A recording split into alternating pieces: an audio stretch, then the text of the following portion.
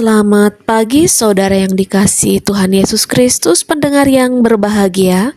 Hari ini saya Pendeta Kartine yang melayani di Jemaat GKI Pulang Pisau Hilir, Resort GKI Pulang Pisau, menyampaikan renungan harian sesuai dengan Almanak Gereja Kalimantan Evangelis yang terdapat di dalam surat Galatia pasal 5 ayat 7 hingga yang ke-12.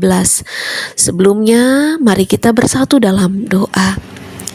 Ya Tuhan, terima kasih buat hari ini kami boleh bangun dengan nafas hidup yang baru. Sekarang kami ingin mendengarkan kebenaran firman-Mu melalui renungan harian Resort GKI Pulang Pisau saat ini. Sertailah kami ya Tuhan, di dalam nama Tuhan Yesus Juru Selamat kami yang hidup. Amin. Judul renungan kita pada hari ini yaitu menjaga fokus dalam perlombaan iman.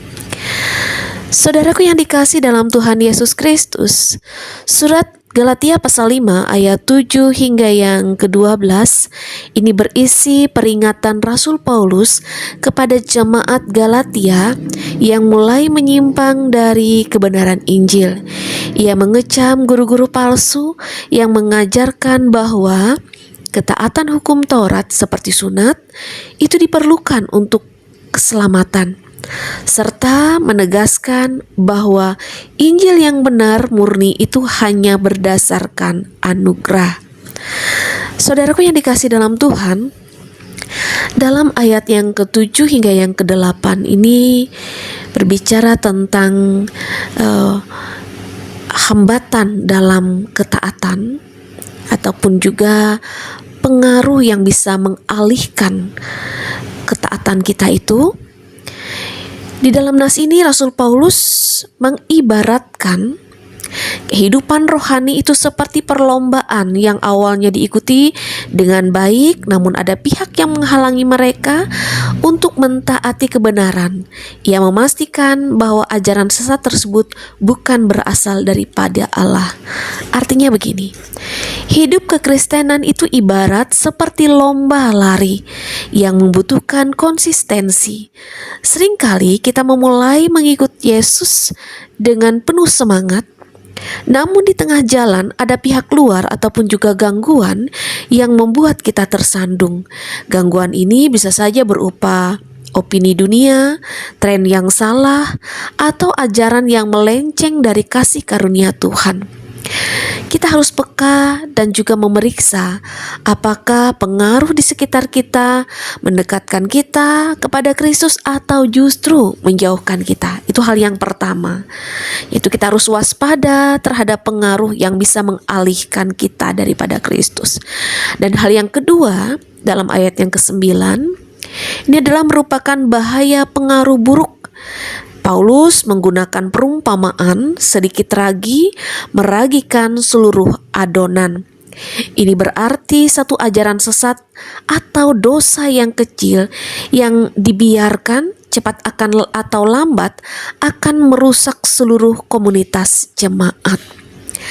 Artinya kita tidak boleh berkompromi terhadap dosa. Prinsip sedikit ragi merusak seluruh adonan ini mengingatkan kita akan bahaya kompromi. Kita seringkali mengabaikan dosa kecil, kebiasaan buruk yang dianggap sepele, atau kompromi iman yang kecil. Faktanya, hal-hal kecil tersebut memiliki daya rusak yang besar dan perlahan-lahan bisa menghancurkan kehidupan rohani, integritas, dan juga relasi kita dengan Tuhan. Dan yang ketiga, yaitu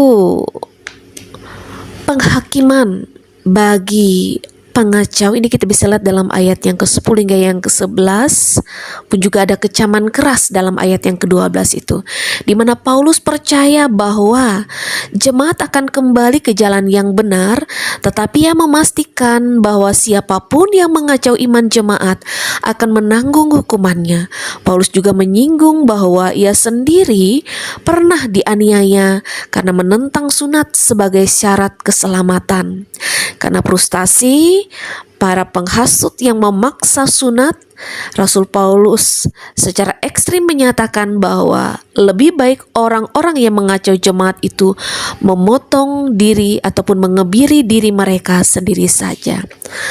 Artinya kita diajak untuk setia pada salib Kristus.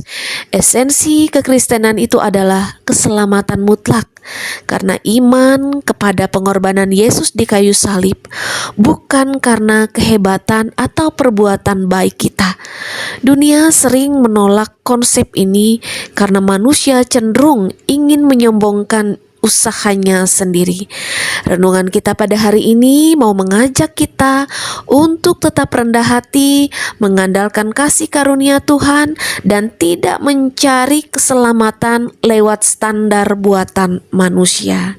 Nah, saudaraku yang dikasih dalam Tuhan Yesus Kristus, karena itu lingkarilah dirimu dengan komunitas rohani yang membangun, bukan yang melemahkan iman.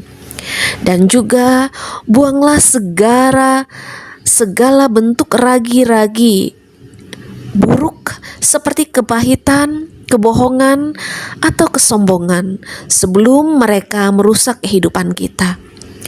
Dan tetaplah fokus kepada Kristus. Selesaikan perlombaan iman kita dengan pandangan yang terus tertuju pada salib Kristus. Artinya kita belajar menjaga fokus kita kepada Kristus dalam perlombaan iman ini. Tuhan Yesus memberkati kita dan kebenaran firman-Nya. Amin. Mari kita bersatu dalam doa. Tuhan Yesus, terima kasih atas firman-Mu hari ini. Kami boleh dibaharui oleh kebenaran-Nya. Kuatkan kami, mampukan kami untuk tetap teguh dan percaya di dalam iman pengharapan kami kepadamu. Kami berdoa bagi jemaat-Mu yang ada di Jemaat GKE Kaharap Gohong. Berkatilah kehidupan mereka Bapa dalam melaksanakan setiap tugas dan pekerjaan mereka.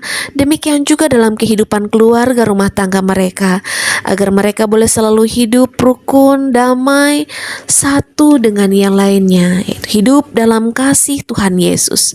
Berkati juga usaha pekerjaan, sawah ladang yang mereka miliki, agar mereka beroleh rejeki, kecukupan dari setiap usaha dan pekerjaan yang mereka lakukan. Dan hal itu boleh mendatangkan sukacita dan ucapan syukur yang senantiasa mereka boleh panjatkan kepada Tuhan Yesus. Berkatilah juga mereka yang saat ini bekerja untuk melayani Tuhan, seperti para penatua diakon, pendeta, guru agama, guru sekolah minggu, dan pekerja gereja yang lainnya. Semua yang terlibat di dalam pelayanan bagi jemaat-Mu.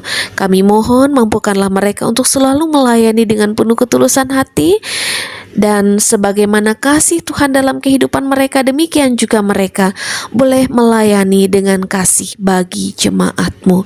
Berkatilah kami semua yang saat ini sedang mendengarkan kebenaran firman-Mu melalui renungan harian ini Tuhan, dan biarlah hidup kami boleh senantiasa dibaharui oleh-Nya. Terima kasih ya Bapa, di dalam nama Tuhan Yesus Kristus, Juru Selamat kami yang selalu mengajarkan kami doa Bapa kami. Bapa kami yang di sorga, dikuduskanlah nama-Mu, datanglah kerajaan-Mu, jadilah kehendak-Mu di bumi seperti di sorga. Berikanlah kami pada hari ini makanan kami yang secukupnya, dan ampunilah kami akan kesalahan kami, seperti kami juga mengampuni orang yang bersalah kepada kami.